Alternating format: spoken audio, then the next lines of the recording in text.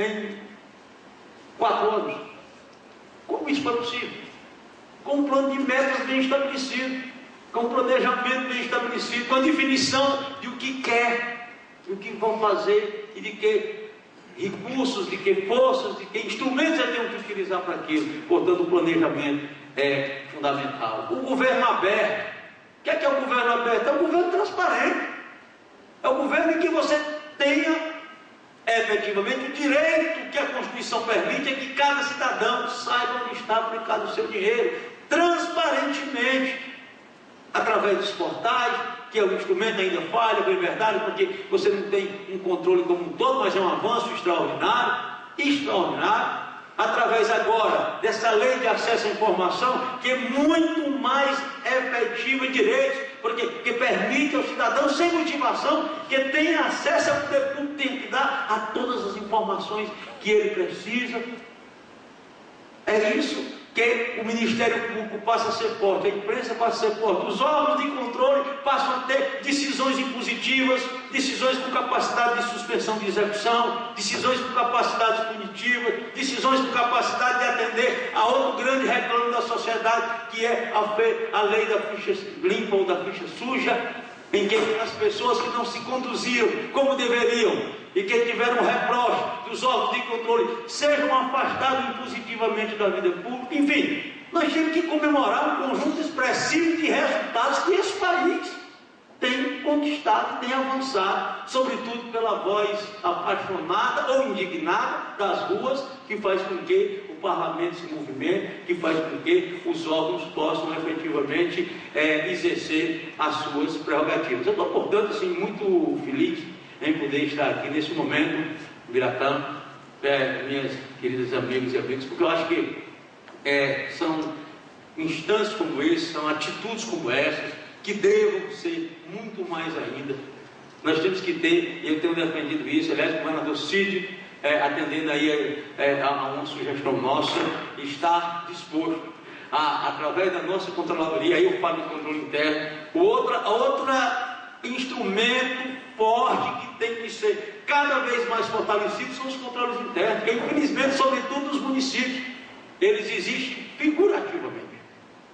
Na própria União e Estado, o controle interno, ele recomenda uma prevenção. Hoje, nós temos situações anômalas, em que a CGU é um TCU, ou faz o mesmo papel do TCU. Olha, se o controle é interno, para poder prevenir um ato lesivo que possa ocorrer, e esse ato só vai ser analisado depois de executado 2 ou 3 anos depois, o papel da CGU passa a ser o mesmo papel do TCU. Aí você confunde o controle interno com o controle externo, está errado. Nós temos que ter instrumento em que cada município, em que o Estado e o Estado do Ceará avança a passos largos para isso, para que se tenha um controle preventivo. Modéstia à parte, eu tive o privilégio, por determinação, de conseguir fazer isso na Assembleia Legislativa, como presidente da Assembleia, até um controle preventivo, em que os atos só pudessem ser efetivados depois que a controladoria sobre ele pudesse ter se manifestado.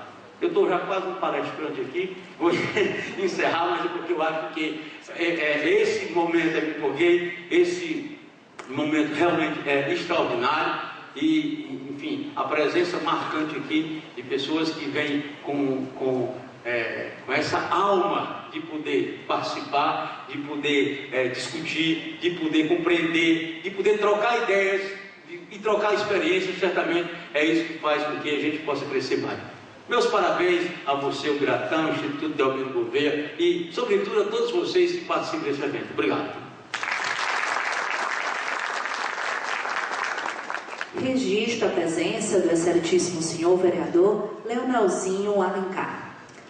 Neste momento, desfazemos a mesa de abertura e convido a fazerem uso dos assentos no auditório para que possamos assistir à primeira sessão técnica, conferência de abertura, sobre a importância da empresa pública na administração pública brasileira, a ser proferida pelo senhor diretor de transporte marítimo da Transpetro, Agenor César Junqueira Leite. a ser presidida pelo excelentíssimo senhor ministro do Tribunal de Contas da União, o Biratã Aguiar, presidente do 2º Seminário de Altos Estudos sobre Administração Pública.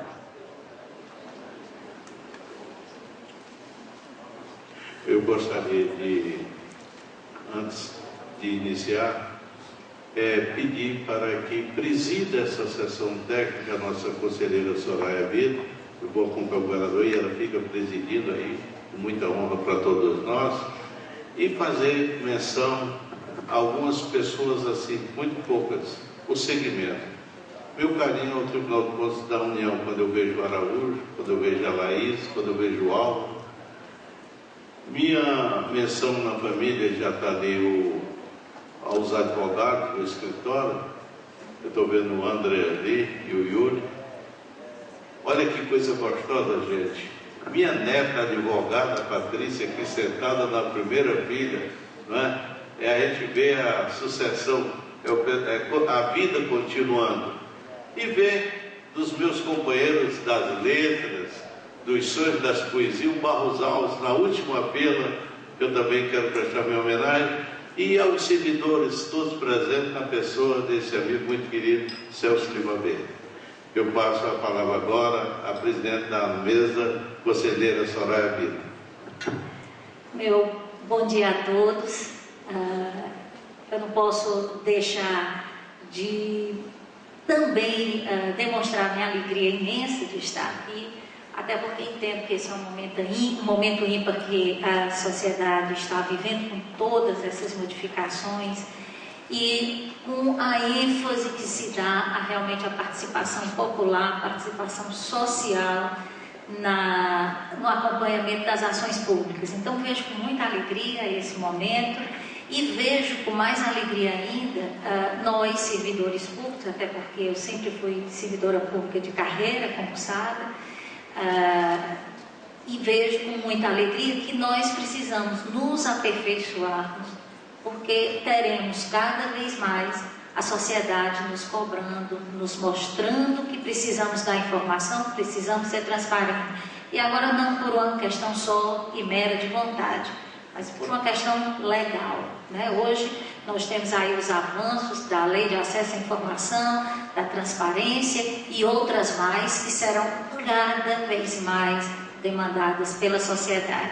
E aí vamos precisar dessas informações já disponíveis ativamente, ou se não, passivamente, tendo que montarmos aí instrumentos para que a sociedade possa buscar e buscar dentro de um prazo muito pequeno. Então é com alegria muito grande e mais ainda de ver, quero parabenizar todos vocês também de procurarem essa capacitação. É um esforço também de cada um de vocês, das instituições de vocês também que trazem e mostram essa capacitação. Então vocês sim estão todos de parabéns por estarem aqui participando desse momento. Mas nós vamos iniciar e eu tenho a satisfação de apresentar o Dr. Agenor César Junqueira Leite, diretor de Transporte Marítimo da Petrobras Transporte S.A., Transpetro, e que vem nos brindar hoje com uma palestra. O Dr. Agenor é engenheiro naval, graduado pela Escola de Engenharia da UFRJ, executivo sênior MBA no IBMEC, trabalhou no estaleiro EMAC, na área de projetos, de 74 a 86, ingressou na Petrobras em 87, através de concurso público, presidente da Sociedade Brasileira de Engenharia, SOBENA, conselheiro do CREA do Rio de Janeiro, docência na Petrobras e UFRJ nos cursos de MPB e MSO. Portanto, absolutamente na linha do que estamos aqui fazendo. Então vamos ouvir a palavra do Dr. Junqueira.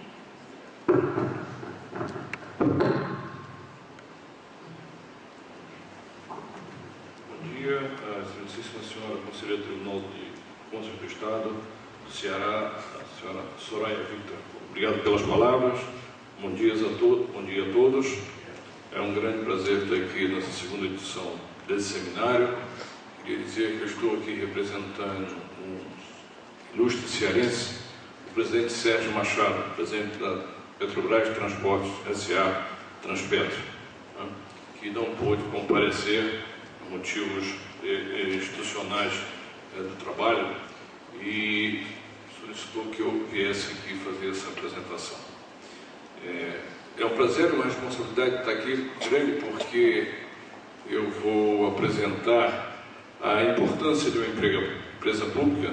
Nós somos uma empresa estatal e que, para exercermos a nossa função na sociedade, nós lidamos com todas as instituições controladoras do Estado da União, do Estado onde nós estamos situados. Em todos os estados nós temos representações, somos auditados, então nós temos uma responsabilidade muito grande, que, como tem toda empresa, a empresa privada tem perante a sociedade, mas uma empresa pública, ela tem uma responsabilidade muito maior.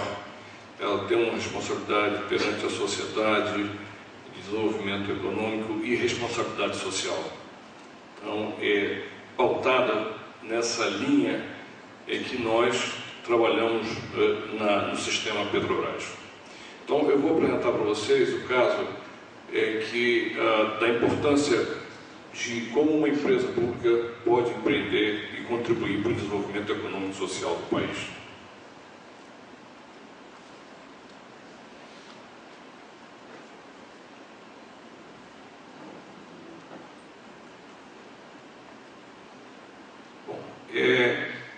Essa daqui é a Transpetro. A Transpetro é uma empresa do sistema Petrobras, é a empresa de transporte e logística do sistema Petrobras. Ela desenvolve as atividades de transporte, armazenamento, petróleo e derivados de gás natural e biocombustíveis. Nós operamos 56 navios, com a capacidade de 3,4 milhões de toneladas de porte bruto, que é a capacidade de transporte, com 48 terminais espalhados pelo Brasil, sendo 20, quase a metade, 50% a 50%, 24 terminais em terra e 24 aquaviários. São, por exemplo, temos aqui Pecém, temos Suape, e assim vai ao longo do Brasil todo. Temos no Rio Grande do Sul, em Coari, em plena Amazônia, Manaus e na Lagoa dos Patos. Então, nós temos presença em todo o Brasil. Operamos aproximadamente 14 mil quilômetros de dutos, que são as nossas artérias que distribuem a energia pelo Brasil. Nós temos aproximadamente 7 mil quilômetros de dutos que transportam petróleo, derivados, claros, diesel, gasolina, biocombustível e gás liquefeito de petróleo, o gás de bujão. Eles são transportados em fase líquida. E temos a outra linha, que é a linha que transporta o gás natural, que hoje é ligado de norte a sul do Brasil, que opera o gás natural e tem uma estação, um terminal aqui em Pecém, e que pode distribuir para todo o Brasil. Essas operações ele é transportado no estado gasoso. Esse gás, todo esse sistema de tubulação, ele é operado remotamente. Tem os terminais, tem os remotos, as operações locais, mas ele tem uma operação remota em pleno centro do Rio de Janeiro, que opera 24 horas por dia. Está já aproximadamente 90%, todo ele já em modo remoto, de maneira que nós podemos acompanhar toda a distribuição, o transporte, as vazões, temperaturas, pressões, partidas e paradas de bombas, transferências, e qualquer situação de vazamento. E são 3 turnos, 24 horas por dia. E os operadores, isso, além de aumentar a produtividade, tem uma grande função, que é a função da segurança. qualquer coisa que haja, quem estiver operando naquele console, ele tem autoridade, o operador, o técnico, de parar aquela operação e chamar os técnicos competentes e chegar até a diretoria para saber o que vai fazer, aonde aconteceu, se é algum problema, se é vazamento, se é só um problema mecânico, e com isso nós temos esse controle centralizado. E temos uma capacidade de armazenamento também bastante grande. Esse é o último navio que nós recebemos, o João Cândido, um navio que transporta 1 milhão de barris, capacidade de transportar 1 milhão de barris de petróleo, né, já navegando, indo para a operação. Qual é o papel do Estado indutor? O Estado deve incentivar os setores industriais, segundo as teorias, quando não existe demanda suficiente para a implantação de uma indústria, é o chamado no jargão internacional de Big Push, impulsionador, grande impulsionador, né? E a proteção da indústria nascente que ainda não adquiriu competitividade internacional. Esse é o panorama sobre o qual nós trabalhamos. Nós tínhamos a indústria naval aqui, que chegou a ser a maior, a segunda maior no mundo na década de 70, que depois, por problemas econômicos do país e mundial, essa indústria quase que acabou, quase que nós perdemos essa tecnologia. Ela ficou aí latente, começou no início dos anos 90 com o lado offshore, algumas unidades sendo feitas aqui, e quando o presidente Sérgio Machado assumiu na Transpetro, nós começamos lançar esse programa, que é o programa de modernização e expansão da frota da companhia, né, da Transpetro, em que as duas coisas, havia a indústria ela não tinha demanda suficiente para desenvolver e se tornar competitivo internacionalmente. Então, coube, e o país tem um sistema de financiamento para essa área, através do Banco Nacional de Desenvolvimento Econômico, hoje o Banco do Brasil, Caixa Econômica, também participam desse Banco do Nordeste, com dinheiro que vem do Fundo Marinha Mercante, que é oriundo do Ministério de Transportes, e que promove um financiamento de incentivo a que essa indústria possa se desenvolver.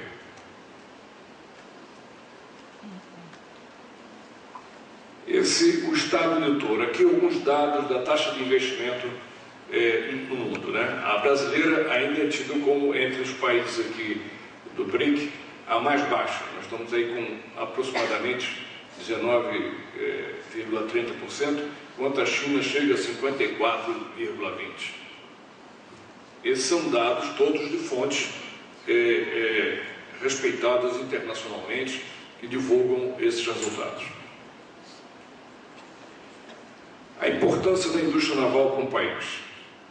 80%, nenhum país é soberano sem marinha mercante forte, ou seja, todas as mercadorias, quase o total das mercadorias do mundo, são transportadas pelo transporte marítimo. No mundo, aproximadamente entre 80% e 85%. Aqui no Brasil chega a 95%, sendo que somente 4% é de bandeira de navios brasileiros, incluindo a nossa frota, ou seja, própria. Esse transporte mundial de mercadorias e produtos, e falando em sustentabilidade, que hoje é a palavra da moda, né, onde se discute muito a emissão de CO2, não há e não se tem notícia de transporte que tenha a maior eficiência por capacidade de carga e consumo de energia que o transporte aquaviário, quer seja ele marítimo ou fluvial. Esse é o Brasil.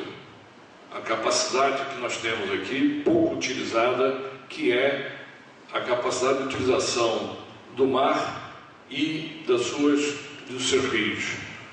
O Brasil tem uma costa aí de aproximadamente 7.500 quilômetros, é isso? E tem aproximadamente 50.000 quilômetros de rios com potencialidade de navegação. Nem todos eles estão prontos, né?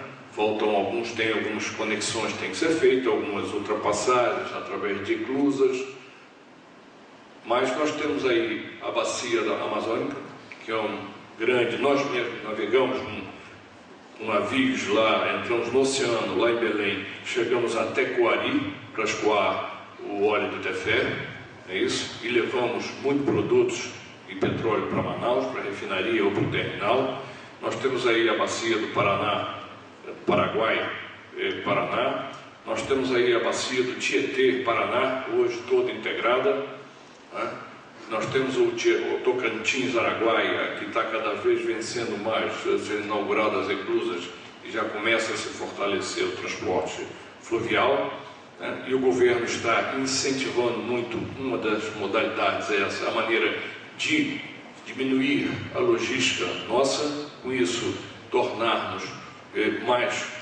nos tornarmos mais competitivos, porque a logística é importantíssima.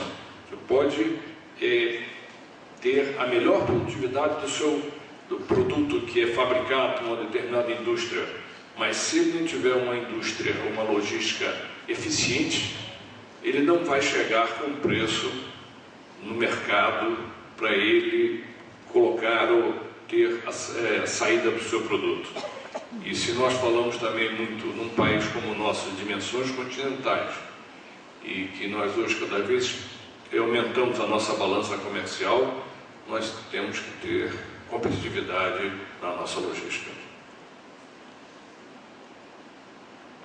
Aqui também tem outra, o que acontece com os investimentos, né?